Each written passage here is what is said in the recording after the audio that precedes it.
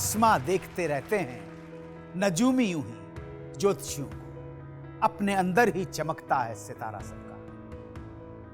और सच तो यही है कि हमारे अंदर ही वो ताकत, वो शक्ति होती है जो हमें सफलता की ओर ले जाती है। बस जरूरत है उसको पहचानने की। जिसने उस पावर को, उस एनर्जी को, उस शक्ति को पहचान लिया, समझ लो उसने सफलता पाली और फिर वो बन गया हमारा कथानायक।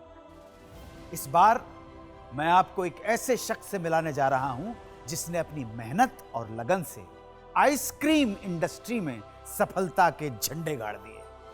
आज उनका ब्रांड देश का दूसरा सबसे बड़ा ब्रांड है। दोस्तों, मैं स्वागत करता हूं वाडीलाल इंडस्ट्री लिमिटेड के managing director Shri Rajesh R Gandhi ji का। स्वागत है राजेश भाई, बहुत अच्छा लगा आपसे मिलके। Thank you. इससे पहले कि आपकी सक्सेस स्टोरी हम आपसे स्वयं आपके मुख से सुने, हमारी क्रिएटिव टीम ने आपकी सक्सेस स्टोरी पर एक एवी तैयार की है, ऑडियो विजुअल। आइए।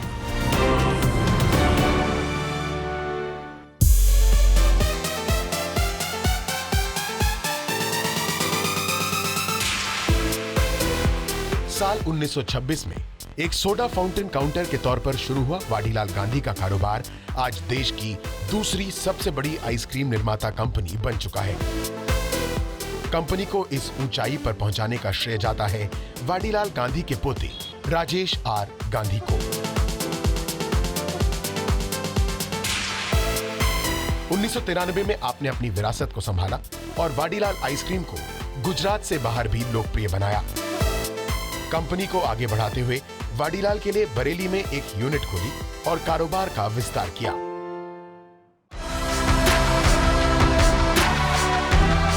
आज 150 से ज्यादा जायके और 300 से ज्यादा पैकिंग में वाडीलाल आइसक्रीम बाजार में उपलब्ध है। देश में वाडीलाल के 250 आइसक्रीम पार्लर और करीब 50,000 आइसक्रीम डीलर्स हैं। 1995 में वाडीलाल वो पहली भारतीय निर्यातक कंपनी बनी जिसने फ्रोजन वेजिटेबल्स को अमेरिकी बाजार में पहुंचाया। पिछले 10 साल से ये कंपनी सालाना 30% की दर से बढ़ रही है।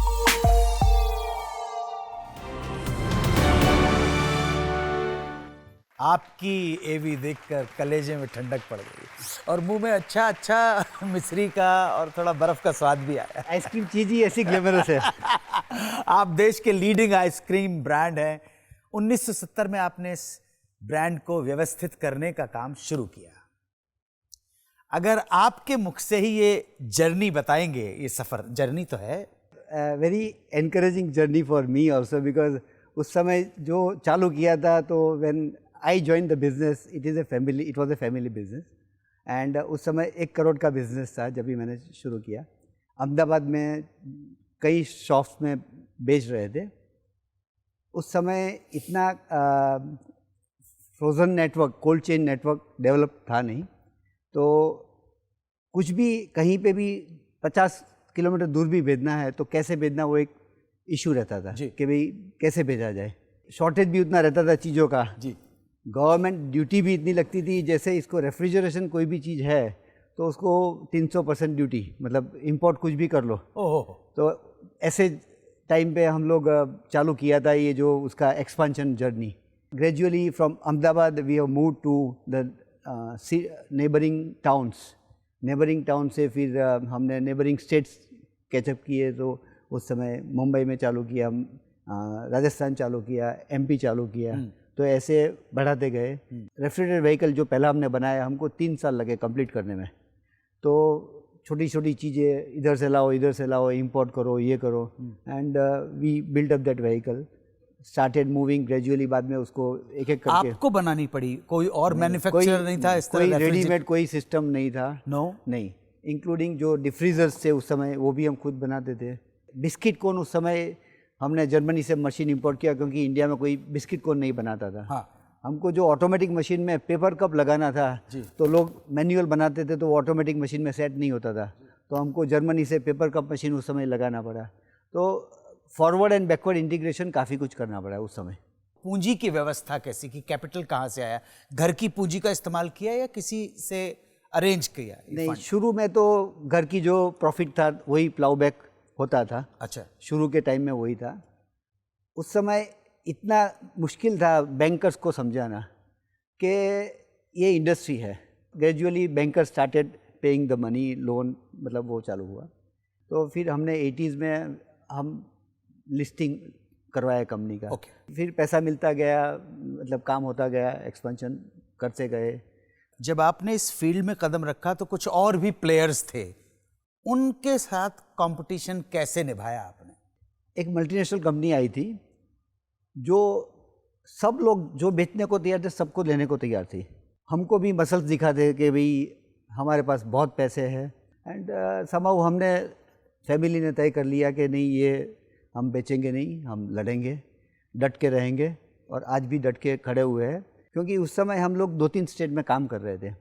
वो कंपनी के आने की वजह से हमने उस समय पूरे इंडिया में हमारा एक्सपेंशन कर दिया इमीडिएटली।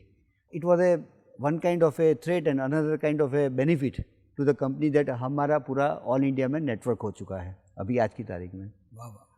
दूसरी एक कंपनी आई जो प्राइस वॉर पे लग गई। तो हमको लगा कि इसको कैसे सस्टेन करना है, वॉल्यूम पे फोकस कर लो जिससे हमारा इकोनॉमीज ऑफ द स्केल हो जाए। तो अलग अलग कॉम्पिटिटर्स हमको अलग अलग चीज़ें सिखाते रहे। उनकी वजह से हम लोग इतना ग्रोथ कर पाए, इनकी वजह से हम लोग इतना प्रॉस्परस हो गए। तो आपने अपने कंपटीशन को पॉजिटिवली बहुत कंस्ट्रक्टिव पॉजिटिव लिया। इस वजह से ये हुआ। मैं एक बात और, बात से बात निकली है तो जानना चाहता हूँ। Gujarat is very famous for dairy products, specially दूध। इसका भी आपको कहीं लाभ मिला कि आपके गुजरात के अंदर दूध? डेफिनेटली गुजरात में क्वालिटी जो मिल्क की है वो बहुत कम स्टेट्स में है। अभी थोड़ा इम्प्रूव हो रहा है जी। बट हमने जब भी चालू किया तो मिल्क क्वालिटी बहुत अच्छा मिलता था। हम लोगों ने पिछले कई सालों से फार्मर से डायरेक्ट कनेक्शन भी चालू कर दिया है। अच्छा। तो हम हमारा कलेक्शन सेंटर विलेज में रहता है। Overall quality is very good in Gujarat. और मुझे मालूम है आप वेजिटेरियन हैं।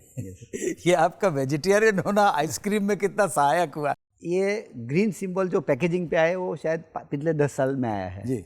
बट उसके पहले भी कई लोग हमको प्रश्न करते थे। फिर हमने उसको एग्रेसिवली एडवर्टाइजमेंट चालू कर दिया कि भाई we are, this is a pure vegetarian है, आप व्रत में भी खा सकते हो। तो मतलब it had a very positive impact कि भाई वाडीलाल आइसक्रीम है वो प्योर वेजिटेरियन आइसक्रीम है।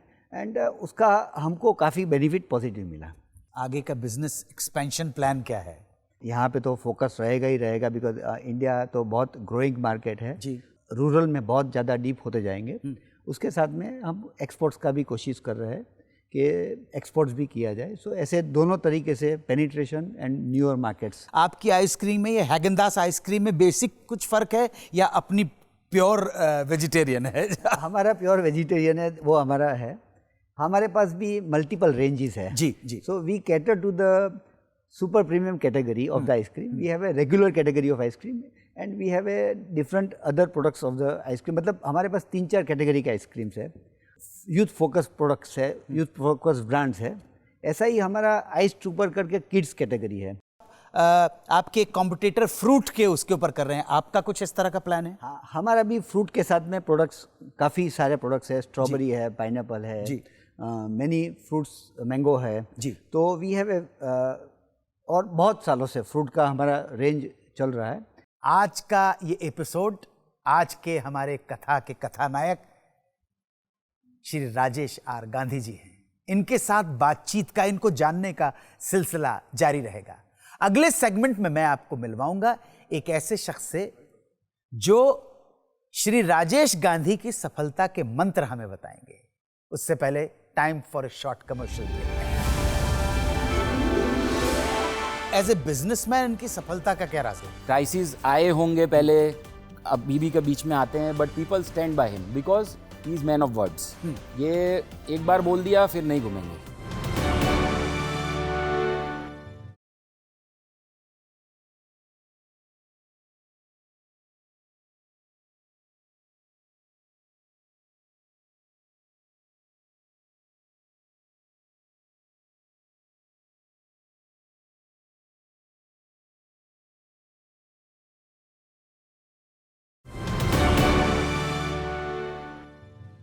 मित्रों, एक बार फिर आपका स्वागत है। वंदन करता हूं, अभिनंदन करता हूं जी मीडिया की इस खास पेशकश में जिसका नाम है रिलायंस कमर्शियल फाइनेंस किस्से कामयाबी के। इस एपिसोड को आगे बढ़ाने के लिए मैं बुलाना चाहता हूं राजेश भाई के सहयोगी और कंपनी के हेड ऑपरेशंस श्री किशन शेठ साहब को। उनसे जानेंगे राजेश जी की सफलता के कुछ राज। किशन साहब आइए। किशन भाई कैसे, बैठिए। कैसे जुड़ना हुआ? प्रोफेशनली जुड़ना हुआ कि आप पहले से जानते थे? पहले से जानते थे। अच्छा। और जुड़ना हुआ जी।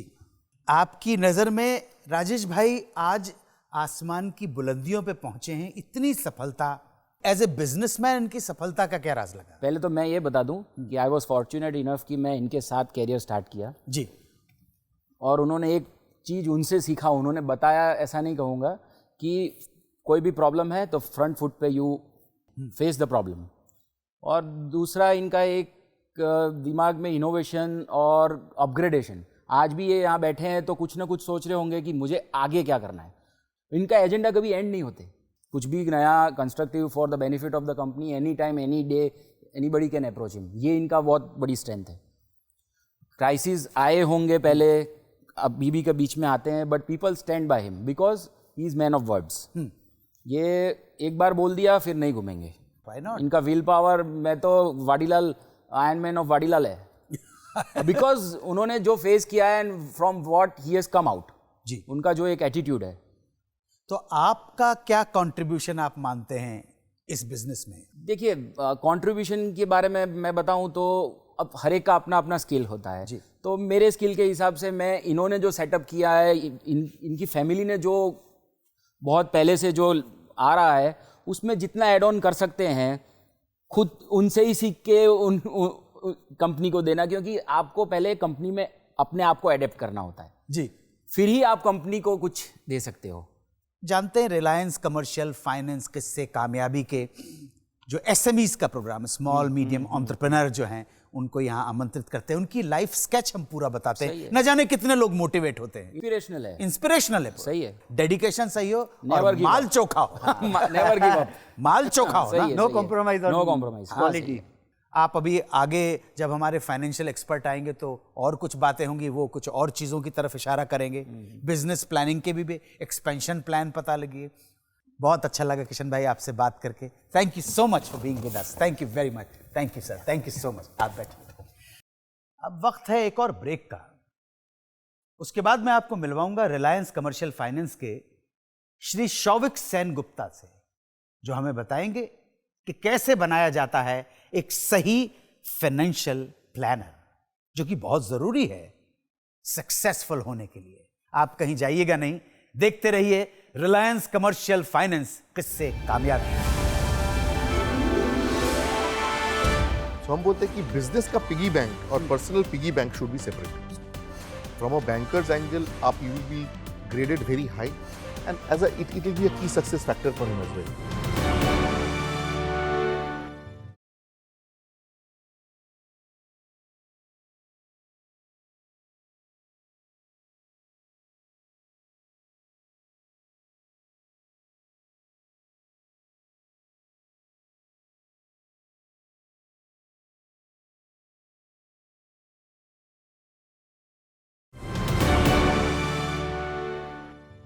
Welcome back to Reliance commercial finance किस्से कामयाबी के। और अब समय है एक एक्सपर्ट को आमंत्रित करने का। और आज मैं आमंत्रित करता हूं रिलायंस कमर्शियल फाइनेंस के group business head Shri Shouvik Sen Gupta को, जिनका हम स्वागत करते हैं। दादा एक बार फिर। How you sir? I am fine fine. How you? Shri Shouvik Sen Gupta group business head हैं रिलायंस कमर्शियल फाइनेंस के। शौविक साहब, आपने सुना? बिल्कुल बिल्कुल। आपके हिसाब से क्या टिपिकल लगा, क्या फैक्टर्स थे इनकी कामयाबी के पीछे? कुछ समझ में आया? बिकॉज क्रिटिकल एनालिसिस तो आप ही कर बिल्कुल पाएंगे। सर, मैं बैठ के सुन रहा था। Rajesh ji I think is a perfect example of a true SME. 50 साल जी, ऑलमोस्ट 50 इयर्स का स्टोरी है और इनमें ना जाने कितने साइकिल्स उन्होंने देखे होंगे, इकोनॉमिक साइकिल्स, बिजनेस साइकिल्स, और सारे साइकिल्स के देखने के बावजूद सक्सेसफुली आगे बढ़ाना बिजनेस को, आई थिंक इसमें बहुत सारे चीज़ों की ध्यान देनी पड़ती है। एक आपके बिजनेस पे जो मुझे लगा, from the factory to the customer, external factors जो है, कोल्ड स्टोरेजेस नहीं होंगे, व्हीकल्स नहीं होंगे, पावर शायद कुछ स्टेट्स में पावर नहीं होंगे, but the way you have handled it, आपने जैसे अभी बताया कि हमने खुद ही डेवलप किया, I think that is very important. Secondly, I think आपने जैसे अभी अनुजी आपने बोला फाइनेंशियल डिसिप्लिन के बारे में। एक्चुअली जब हम एसएमई देखते हैं लेंड करने के लिए, तो मेरे को ये देखना पड़ता है कि मैं लेंड तो कर दूंगा, लेकिन जब तक पैसा वापस नहीं आता मेरा काम तो खत्म नहीं होता है। सो हम जब देखते हैं तो financial discipline is something which is very important. कैसे वो अपना फाइनेंशियल प्लानिंग कर रहे हैं, आगे क्या ग्रोथ है, यही नहीं कि पिछले 3 साल से या 4 साल से या 5 साल से उन्होंने क्या किया, आगे उन्होंने कैसे प्लानिंग किया, फाइनेंशियल प्लानिंग कैसे किया है, फाइनेंशियल डिसिप्लिन कैसे हैं, whether he pays his taxes, his statutory dues on time or not. I think those are very important success factors. So हम बोलते हैं कि बिजनेस का पिगी बैंक और personal piggy bank should be separate. From a banker's angle आप you will be graded very high and as a it will be a key success factor for him as well. आपका बात एकदम सही है, जो integrity of the promoter, बिल्कुल, के उसको 2 अलग चीज़ें रखे, बिल्कुल, पर्सनल एंड बिजनेस। एंड हम कभी डिस्ट्रीब्यूटर को पेमेंट जो क्रेडिट देना पड़ता है, बिल्कुल, तो बहुत ध्यान रखते हैं उसमें कि ज़रूरत से ज़्यादा मत दो उसको, उसका उतना ही दो जितना चाहिए उनको। चाहिए मतलब ऐसा नहीं करो कि वो घर बनाने में पैसा लगा देवे या कोई फंक्शन में लगा देवे या कोई और चीज़ में, गाड़ी में लगा देवे। सो मतलब बैलेंस करना पड़ता है। Promoters integrity is very important. Thank you very much, Shamik Dada, and thank you. Sheer pleasure to know you and talk to you. Me too also. Thank you so much, sir. Thank Thank you, Rajesh bhai. Thank you, Shamik Thank you, Dada. sir. Thank you, sir. Thank you. हमारे शौविक साहब के हाथ से ये thank you. Thank you.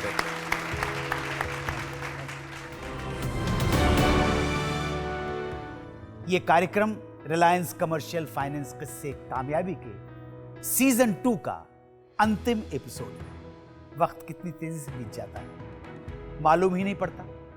हमने season 2 में कई प्रेरणादायक व्यक्तियों से आपकी मुलाकात करवाई, जिन्होंने अपने एक्सपीरियंसेस को हमारे साथ शेयर किया। मुझे उम्मीद है कि आप में से बहुत सारों को उनसे प्रेरणा मिली होगी, आप मोटिवेटेड हुए होंगे, रिलायंस कमर्शियल फाइनेंस के एक्सपर्ट्स की राय सुनी होगी, उनकी एडवाइस मानी होगी, और अगर उनकी एडवाइस को माने तो आपको बहुत बेनिफिट मिले। फाइनेंस को कैसे ठीक करें यह सीखने को मिला होगा। जो आप लोगों ने इस सीजन में सीखा है उसको आप अपने बिजनेस में इस्तेमाल करें और सफलता की सीढ़ियां नापते चले जाएं और बन जाएं हमारे सीजन 3 के कथानायक।